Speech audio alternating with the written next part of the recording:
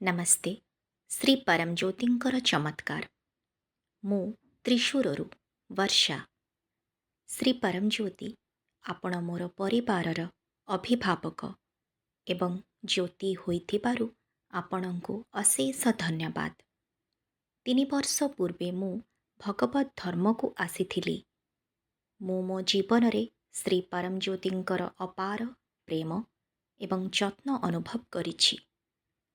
मो परिवार पाई श्री परमज्योति केते चिंतित सेही अनुभूति को मु कृतज्ञतार सह बांटिबाकु चाहे।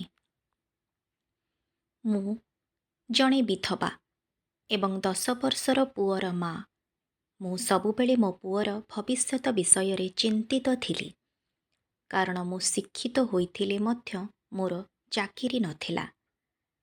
मु सहानुभूतिशीलता को आधार करी मो स्वामींक चाकिरी पाइबाकू योग्य थिली, मात्र मो सासु ससुर मोते ऑर्डर चिठीटी देई नथिले, तेणु मु सेही सुजोग हराइली।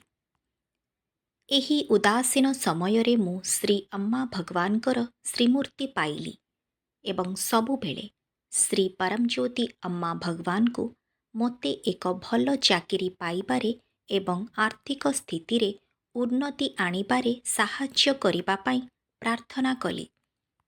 गत वर्ष मु एक चाकिरी पाइली एवं सेठारे मु जणे व्यक्ति को भेटिली, जी मो स्वामींक कार्यालय सहित संयुक्त थिले एवं से मोते सेही चाकिरी पुणी पाइबारे साहाय्य करुछंती।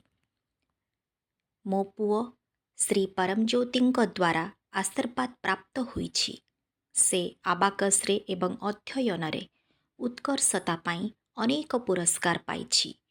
हे मोर प्रिय श्री परमज्योति, आपणकर सुवर्ण पादपद्म रे अनंत कोटि प्रणाम जनाउछि।